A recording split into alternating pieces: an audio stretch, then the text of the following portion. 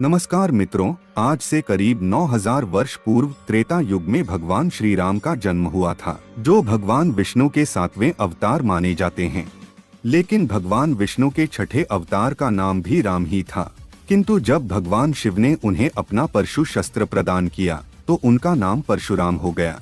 भगवान श्री राम के बारे में अक्सर प्रश्न उठाया जाता है कि दशरथ पुत्र भगवान राम एक मनुष्य थे, तो एक मनुष्य आखिर इस सृष्टि का कर्ता भगवान कैसे हो सकता है?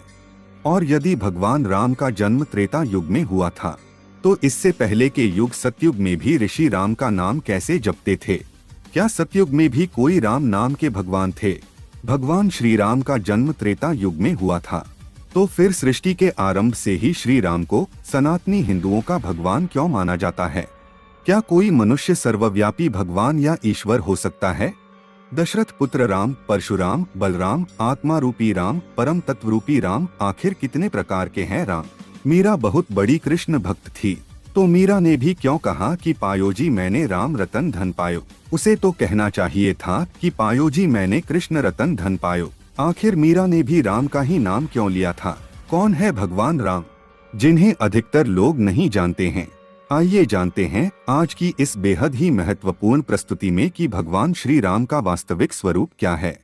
राम, हे राम, राम राम, हरे राम, सीता राम, अरे रे राम राम, हाय राम, राम नाम सत्य है, मेरा राम करे वह सही, जैसे उद्गार एक हिंदू के मुख से आपको अक्सर सुनने को मिलेंगे।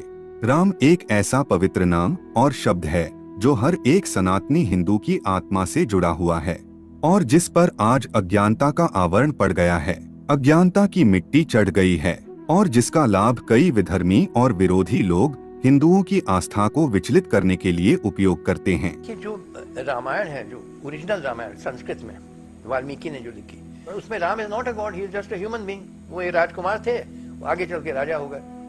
तो जो है ही नहीं भगवान, इंसान है, तो उसके लिए मंदिर क्या बना रहे हो भाई? मंदिर तो देवी देवताओं के लिए बनता है, इंसानों के नहीं। तो मेरा मंदिर बनाओ भैया। राम जी का नाम नहीं ले गया कि हम राम को नहीं मानते। हम राम को नहीं मानते, राम कोई भगवान नहीं थे। मैं राम और कृष्ण को ईश्वर नहीं मानूंगा, और ना ही उनकी कभी पूजा करूंगा। जब कोई व्यक्ति कहता है कि मैं राम को नहीं मानता और राम भगवान नहीं है, तो इसका अर्थ और वास्तविकता यह है कि वह अज्ञानता के बहुत गहरे अंधकार में जी रहा होता है। वह जानता ही नहीं कि ईश्वर कौन है। उसे लगता है कि ईश्वर का कोई एक खास स्वरूप है और उसी रूप के अलावा ईश्वर का कोई दूसरा स्वरूप हो ही नहीं सकता। और ऐसे ही मूढ़, अज्ञानी और दुर्भागी लोग अक्सर हमें अपने जाल में फंसाने आ जाते हैं। और ऐसा ही हुआ जब कबीर जी राम नाम का जाप कर रहे थे, तो कुछ संशय डालने वाले लोग उनके पास आए और कहने लगे कि क्या कर रहे हो? तो कबीर जी ने कहा कि राम का भजन कर रहा हूँ। अच्छा, कौन से राम का भजन कर रहे हो? कबीर जी ने कहा, राम क्या बहुत सारे हैं? तो उन्होंने कहा कि ल्यो, यह तो पता ही नहीं कि कौन से राम का भजन करते हैं, और लग गए भजन करने। इन्हें यह भी पता नहीं कि राम कितने प्रकार के होते हैं, तो भजन करने का क्या फायदा? अब वे विचलित करने वाले लोग कह कर तो चले गए, लेकिन अब कबीर जी सोचने लगे कि मुझे तो पता ही नहीं, मुझे पता है कि एक ही राम है। यह कैसा संशय मेरे मन में डाल गए। पूछते हैं कौन से राम का भजन करते हो? और साथ में एक दोहा भी सुना गए कि एक राम दशरथ का बेटा, एक राम घट घट में लेटा, एक राम का सकल पसारा, और एक राम सभी से न्यारा, और इनमें से कौन सा राम तुम्हारा? हमें तो पता ही नहीं था, हम तो एक ही राम को जानते थे। यह लोग मन में संशय डाल गए, पर गुरुजी ने कहा था कि कोई संशय हो तो निवारण कर लेना। तो कबीर जी ने सोचा कि गुरुजी के पास जाकर ही निवारण करता हूँ। तो कबीर जी पहुँचे गुरुजी के पास, गुरुजी को प्रणाम किया। गुरुजी बोले, आओ, क्या बात है? तो कहा कि गुरुजी, एक अजीब सा संशय मन को विचलित कर रहा है। कुछ लोग मेरे पास आए थे, मुझे राम का भजन करते देख कहने लगे कि कौन से राम का भजन कर रहे हो? तो मैंने कहा कि मैं तो एक राम को ही जानता हूँ, क्या बहुत सारे राम होते हैं? तो उन्होंने कहा कि हाँ, एक राम दशरथ का बेटा, एक राम घट घट में लेटा, एक राम का सकल पसारा, और एक राम सभी से न्यारा। बताओ, इनमें से कौन से राम का भजन कर रहे हो और इनमें से कौन से राम तुम्हारे हैं? कबीर जी की बात सुन गुरुजी मुस्कुराए और खूब हंसे और हंसकर कबीर जी से कहने लगे कि बेटा, ऐसी बात करने वाले तुम्हारे पास एक बार नहीं जीवन भर आएंगे। ऐसे लोगों का काम ही होता है तुम्हें विचलित करना और सही रास्ते से भटकाना। अब तुम्हें सजग रहना होगा। देखो, यह सृष्टि विविधमयी है। जिसकी आंख पर जैसा चश्मा चढ़ा होता है उनको ईश्वर वैसे ही दिखाई देते हैं। कोई परमात्मा को ब्रह्म कहता है, कोई ईश्वर कहता है, कोई भगवान कहता है, लेकिन अलग अलग नाम से वह परमात्मा अलग अलग नहीं हो जाता। बेटा, जो राम दशरथ का बेटा है वही राम घट घट में भी लेटा है। जिस राम का सकल पसारा है वही राम सभी से न्यारे भी है। और इस दोहे में एक बात है कि एक राम दशरथ का बेटा, एक राम घट घट में लेटा, एक राम का सकल पसारा और एक राम सभी से न्यारा। पर इसी में एक राम चारों पंक्तियों में है। तो बेटा, इस पंक्ति का अर्थ है, बोले वही राम दशरथ का बेटा, वही राम घट घट में लेटा, उसी राम का सकल पसारा, वही राम है सभी से न्यारे।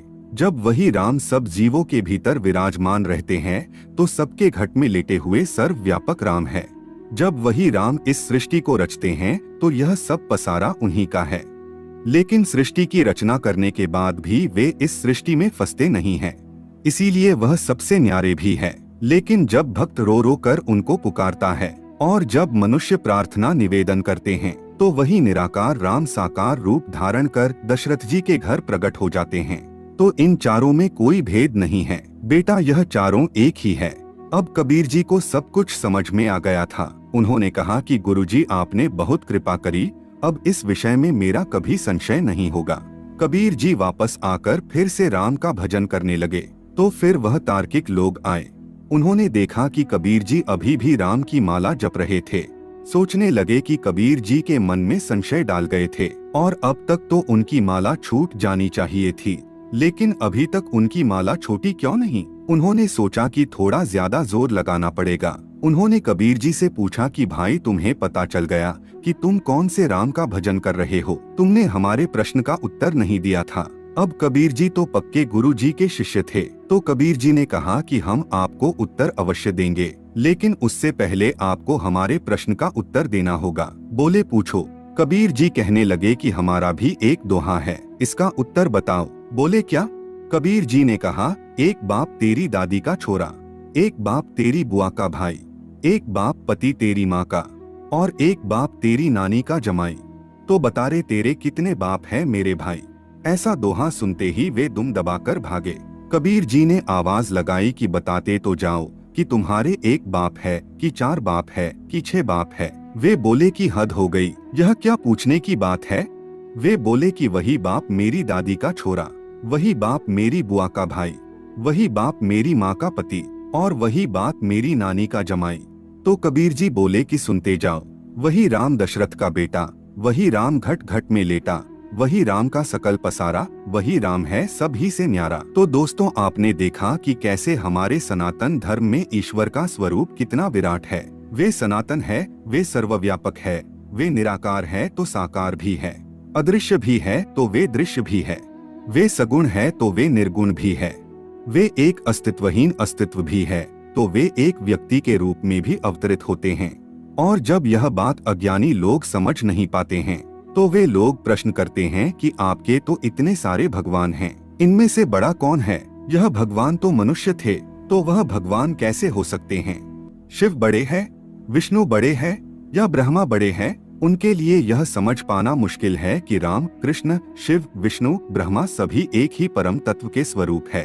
और जब मीरा को भी उनके गुरु ने यह बात समझाई कि कृष्ण, राम और ईश्वर के जितने भी स्वरूप है वे सभी एक ही परमेश्वर के स्वरूप है, सिर्फ उनके नाम, रूप और गुण अलग अलग है, तो मीरा ने भी कहा कि पायो जी मैंने राम रतन धन पायो, वस्तु अमोलक दी मेरे सतगुरु कर कृपा अपनायो। त्रेता युग में श्री राम के जन्म से पहले भी लोग उस परमेश्वर के लिए राम शब्द का ही प्रयोग करते थे। ऋषि मुनि उस सर्वशक्तिमान और करुणा सागर परमपिता को राम शब्द से ही संबोधित करते थे और उसी परम तत्व के स्वरूप भगवान विष्णु ने मनुष्य रूप में जन्म लिया, तो उनके अंश अवतार परशुराम का नाम भी राम था।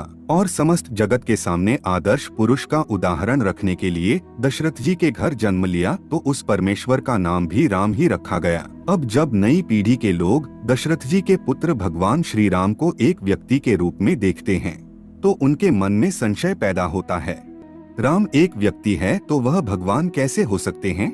लेकिन जब उन्हें ज्ञान होता है कि साक्षात उस सर्वव्यापक परमेश्वर रूपी राम ने एक व्यक्ति के रूप में जन्म लिया है, तो उनका सारा संशय दूर हो जाता है। तो मित्रों, अब जब भी आप भगवान श्री राम के बारे में सोचो या उनके दर्शन करने जाओ, तो आपके मन में यह अवश्य होना चाहिए कि यह वही परमेश्वर राम है जिन्होंने आकार धारण कर हमें कृतार्थ किया है, हम मनुष्यों पर बड़ी कृपा की है। आप साकार को मानते हैं तो भी आपके भगवान राम हैं। आप निराकार को मानते हैं तो भी आपके भगवान राम हैं। आप साकार और निराकार को छोड़कर उस अस्तित्वहीन अस्तित्व को मानते हैं तो भी आपके भगवान राम है। तो दोस्तों, आपको हमारी यह प्रस्तुति पसंद आई है तो प्रस्तुति को लाइक जरूर करें, और ऐसी ही महत्वपूर्ण बातें जानने के लिए आप हमारे चैनल को सब्सक्राइब अवश्य करें। यदि आप ओम के रहस्य को जानना चाहते हैं तो हमें आपसे अनुरोध है कि आपको यह वीडियो अवश्य ही देखना चाहिए। धन्यवाद।